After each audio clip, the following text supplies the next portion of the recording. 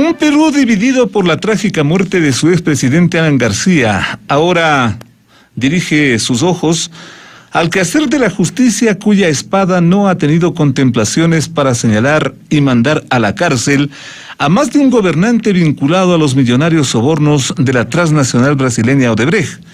Casi en simultáneo con el suicidio de Alan García, se dispuso la detención preventiva del ahora hospitalizado expresidente Pedro Pablo Kuczynski, quien también estaría manchado por los sobornos de Odebrecht.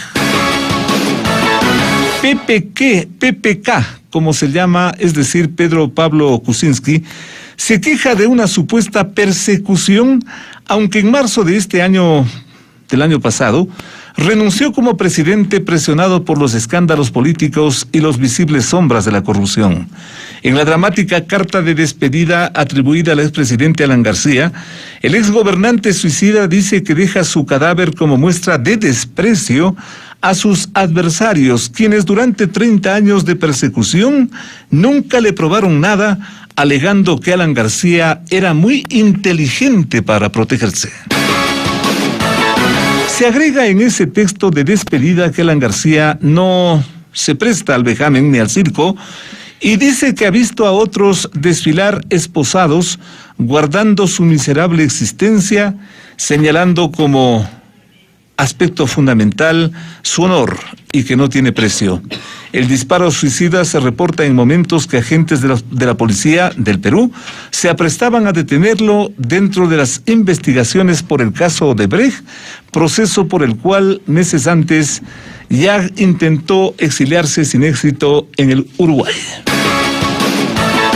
Antecedentes con lo que estamos saludando muy cordialmente a la doctora Lorena Herrera, docente del IAEN, nos acompaña aquí en las dos frecuencias de Municipal. Doctora, muchísimas gracias por acompañarnos. Su análisis es muy oportuno, muy importante frente a este hecho que sin duda conmueve no solo al Perú, sino, yo diría, a la opinión pública prácticamente mundial. Por muy severa, la justicia ecuatoriana ya tiene a un expresidente suicida y a otro al que hasta le puede fallar el corazón en cualquier momento. Se le fue la mano a la justicia del vecino país, porque leo los titulares y también me sorprende esto del Perú. Un Perú dividido entre quienes dicen que la justicia es muy severa y los otros que debe ser más severa. ¿Cómo entender esta situación? Doctora, buenos días. Buenos días, Félix. Primero, un grato saludo a toda la audiencia, esperando que hayan descansado en el feriado. Bueno, el caso del Perú es un caso en este momento que está, ¿no?, en todos los medios, y como hablábamos fuera de micrófonos, también hay un tema humano, ¿no? Hay una persona que ha decidido terminar con su vida, lo cual evidentemente es grave. Personalmente no estoy de acuerdo con esa decisión.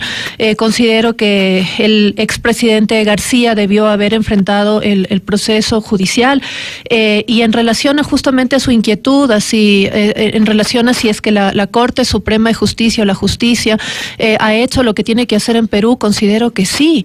Justamente el grave problema de América Latina, el grave problema de nuestros países es la impunidad, y justamente desde esa esfera de la impunidad es que los actores políticos, los actores privados y inclusive las empresas transnacionales hacen lo que hacen en nuestros territorios y no hay sanción ni local ni internacional.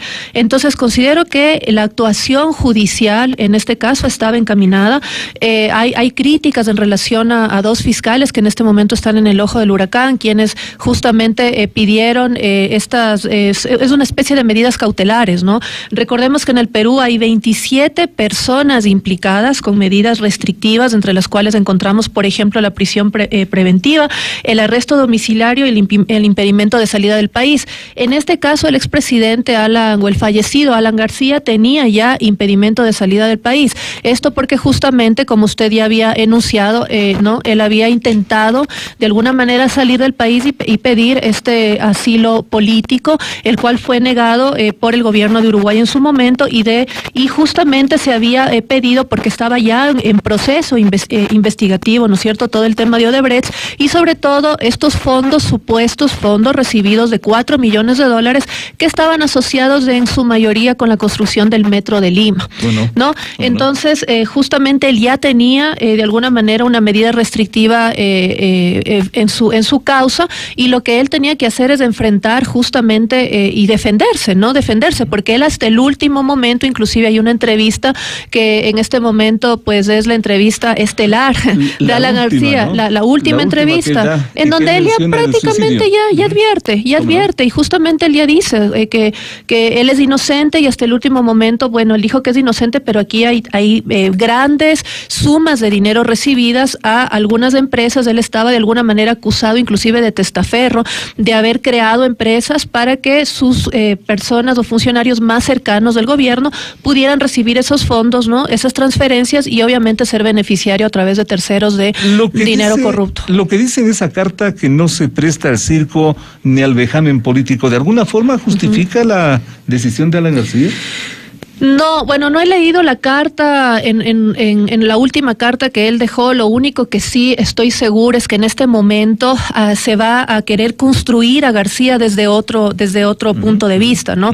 Y aquí el partido aprista, que es uno de los partidos, ¿no?, más antiguos de América Latina, un partido creado en 1924 por Aya de la Torre, ¿no?, un pensador, un filósofo, un político. Justamente el partido aprista llega 2 veces a la presidencia de Perú gracias a Alan García, la primera en 1985, la segunda en 2006, y recordemos que son 2 presidencias totalmente distintas, pero bueno, quizá más adelante me refiero a eso. En relación a su consulta, en este momento lo que se va a hacer es construir una figura de alguna manera de un personaje político que hasta el último momento se defendió, dijo que era una persona honesta, que fue muy difícil, lo que vi en la entrevista es que él dijo que fue muy difícil haber asumido 2 veces la presidencia del Perú, y que lo único que hizo fue ejercer este modelo de gobernanza, de crecimiento económico y demás, sobre todo en la segunda presidencia, tratando de posicionar los intereses del Perú a nivel internacional.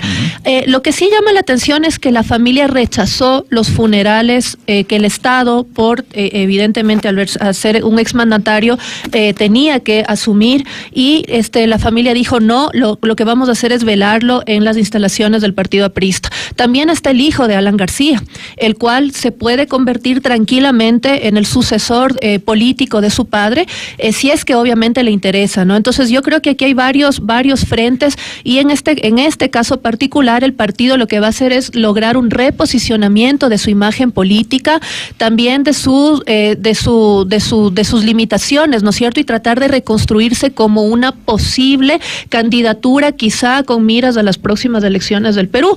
Estoy segura que ahí van a jugar un rol fundamental, y justamente van a tratar de construir todo este lamentable suceso, pero desde una mirada positiva, desde la mirada del líder, desde la mirada del hombre que quizá logró un crecimiento económico. Recordemos que el 2011 el Perú cierra con un crecimiento del PIB más o menos del 5.9%, y durante los últimos 10 años se le reconoce al Perú, no solo a García, ¿no? Esa es una parte del modelo de gobernanza económica y política de él, pero se reconoce que el Perú es una de las economías que más crecen en América Latina junto con Chile. Más o menos un crecimiento sostenido de 5.7% según cifras del Banco Mundial durante los últimos 10 años. También en la segunda presidencia de García lo que vemos, ¿no es cierto?, a diferencia de la primera, que fue caracterizada por este modelo de alguna manera fallido económico, la hiperinflación, ¿no es cierto?, en Perú era galopante, ¿no?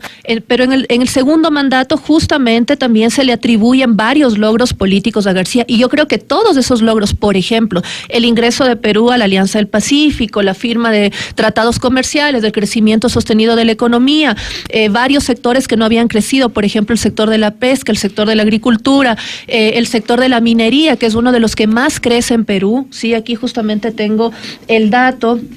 Más o menos para que tengamos una idea, el sector minero representa el 60% de las exportaciones anuales del Perú y es uno de los sectores que más crece. También el Perú es uno de los países que más inversión extranjera directa atrae a partir justamente de este modelo aperturista, de esta inserción estratégica en la economía global, y ha logrado unas tasas de crecimiento interesantes. Lo que sí no ha logrado el Perú, como varios países latinoamericanos, es superar la brecha de la pobreza, ¿no? Todavía hay varias, es un país de 30 millones de personas, no me atrevo a decir la cifra de cuántas personas viven en pobreza extrema, pero lo que sí no ha logrado todavía este modelo implantado durante varios gobiernos justamente es lograr cerrar las brechas de la pobreza. Y si a eso le añadimos, Félix, un tema que es la corrupción y que es no confiar justamente en la institucionalidad y en los poderes del Estado, ¿no? Perú, a diferencia del Ecuador, tiene 3 poderes del Estado, una constitución vigente desde el año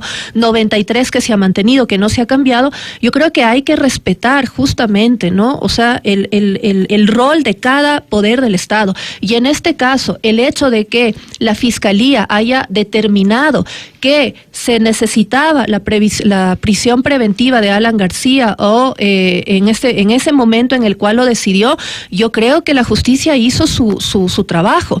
Y el hecho de que hayan entrado justamente a su casa o no hayan entrado a su casa o que le hayan dado tiempo quizá para que él suba a la habitación y pueda dispararse, eso es otra cosa, pero la Fiscalía hizo su trabajo, ¿no? Finalmente logró poner el impedimento de salida. El Poder Judicial hizo lo que tenía que hacer en el Perú.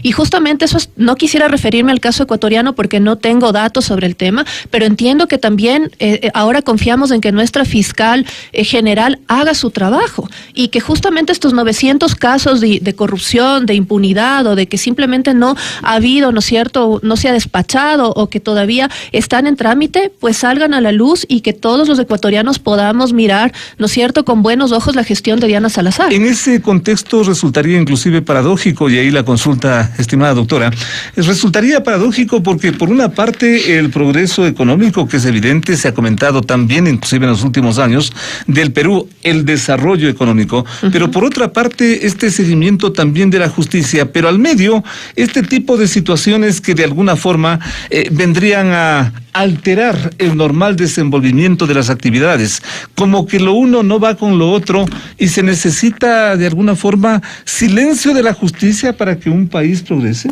No, bajo ningún esquema. O sea, yo creo que la transparencia, inclusive como principio, como valor fundamental, ¿no es cierto?, de la gestión pública de cualquier órgano del Estado, pero en este caso, si nos referimos a la justicia, si no hay transparencia, hay impunidad, ¿no? Entonces yo creo que los órganos de justicia de todos los países latinoamericanos, que en este caso son 10 implicados, solo en el caso de Brecht, más 2 africanos, pero me refiero a los latinoamericanos, tenemos que trabajar articuladamente, tiene que haber, un modelo de cooperación efectiva para que las fiscalías de los países trabajen de manera cooperada y de manera articulada y se pueda desenmascarar todo este grave problema que, repito, no solamente es el caso de Brecht, hay también otras empresas. O sea, por ejemplo, solamente recordemos el rol de China en América Latina. China ha invertido más de $119 millones, ha otorgado préstamos a la región y también por casi $119 millones, pero también es uno de los mayores inversores durante los últimos 15 años de la región. Entonces ahí también habrá que auditar cuál ha sido, ¿no es cierto?, el rol de las empresas chinas, los niveles de corrupción. Seguramente hay, pero justamente para eso están convocadas los órganos de justicia de estos países que están implicados, y yo creo que de todos los países, porque es un deber trabajar en pro de la transparencia, porque sin transparencia hay impunidad. Aunque una investigación a fondo de estos problemas que preocupan a la sociedad, a la comunidad, al país, a un país, a cualquier país, una investigación a fondo como que aleja la inversión, crea intranquilidad y dicen no vale intervenir por allí. ¿O no vale invertir por allí? No, más bien yo creo que la inversión extranjera directa viene si es que hay reglas claras en el país, y justamente ese es el grave problema, por ejemplo, del Ecuador, ¿no? Que hemos reducido los niveles de inversión extranjera directa, pero justamente porque no hay de alguna manera esa sensación de que hay una seguridad jurídica, ¿sí? Entonces yo creo que cuando hay seguridad jurídica, y si es que los inversores extranjeros o las grandes transnacionales vieran que en estos países se están empezando a destapar casos de corrupción y que se están empezando a colocar a las personas que han recibido transferencias, que han recibido dinero de la corrupción, creo que es un indicador positivo en términos de que se está transformando, ¿no es cierto?, uno de los temas a los cuales estamos apuntando como latinoamericanos, que nuevamente digo, es el grave problema de la impunidad. Y aquí también hay otro caso al que yo quisiera referirme, Félix, que recordemos que Alan García es uno de los expresidentes que están inmersos. Usted ya lo mencionó, Kuczynski tuvo que renunciar en marzo del año anterior, pero también está Alejandro Toledo, que está prófugo en Estados Unidos, ¿no? Y él sí, y todos, o sea, todos con el mismo discurso de que son de alguna manera exfuncionarios que lo único que han hecho es dar la vida por el Perú. Bueno, no nos sirve de nada que los actores políticos construyan este tipo de discursos cuando hay procesos judiciales y debemos dejar hacer a la justicia lo que tiene que hacer. También la hija de Fujimori está implicada, Keiko Fujimori, y básicamente Ollanta Humala con su esposa, y ahora Kuczynski, que justamente la familia lo que está haciendo es escudarse en su estado de salud. La hija sale en una declaración diciendo que tiene muchísima pena de su padre porque sería una pena de muerte encerrarlo en la cárcel. Pero perdóneme, Félix, discúlpeme, pero creo que en eso debieron haber pensado antes, ¿no? O sea, antes de recibir los sobornos, antes de ser parte de todas estas redes de corrupción. Y que, por cierto, en este momento a mí me parece emblemático que el Perú esté haciendo eso con exmandatarios, pero también no olvidemos que también hay rangos medios implicados en esto. O sea, no es que los actores políticos de por sí simplemente pueden actuar, hay toda una red también institucional que tiene que mirarse hacia abajo, y también hay inclusive, o sea, directivos, ex subsecretarios de Estado, a los cuales nadie les está, en este caso nadie les está señalando. Me refiero al caso del Perú. Sí hay en el caso de Perú inclusive una ex alcaldesa vinculada, también hay ex ministros de Estados, pero hasta ahora todos los peces gordos son, en este caso, actores actores políticos en cargos de poder, ¿no? En posiciones de poder. Pero ¿qué pasa con todas esas redes institucionales que también facilitaron? Y se lo digo, Félix, porque yo hace algunos años trabajé en el sector público también y conozco cómo es la articulación del sector público. Y no hay un solo oficio o un solo memorando que se pueda, en este caso, realizar si es que no hay, por ejemplo, un informe técnico. Entonces aquí hay varios, o sea, yo creo que hay varios mandos también implicados que todavía no salen a la luz, pero sí me parece emblemático que existan 27 personas. Por ejemplo, en el caso de Colombia, el órgano responsable de justamente investigar este proceso manifestó que Santos no tiene ninguna vinculación, por ejemplo, con el tema. Bueno, ya hay una investigación.